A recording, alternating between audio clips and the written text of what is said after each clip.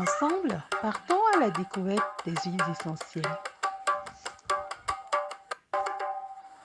Aujourd'hui, nous allons voir à quoi sert l'huile essentielle menthe poivrée et l'huile essentielle labratée.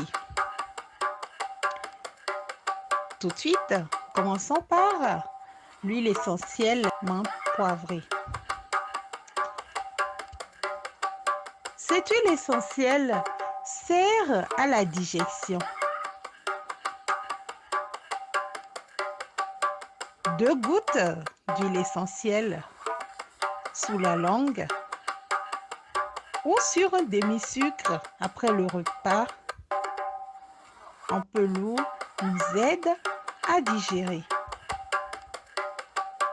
Autre indication, diarrhée infectieuse, insuffisance biliaire et pancréatique, parasites intestinaux, le mal de transport, la sinusite, la céphalée, la névralgie, l'urticaire, la zona, l'asthénie, l'arthrite, etc. Comme précaution à prendre, il est formellement déconseillé aux femmes enceintes et aux enfants de moins de 6 ans. Les personnes âgées et fragiles, c'est l'huile numéro 1 des armoires à pharmacie familiale, tant son action est puissante et couvre un grand nombre de maux et de douleurs. Comme astuce que nous vous donnerons aujourd'hui, avant un rendez-vous, une goutte sur un demi-sucre à laisser fondre dans la bouche rafraîchit la laine. Vous savez désormais quoi faire. Donc, pour la suite, labratée.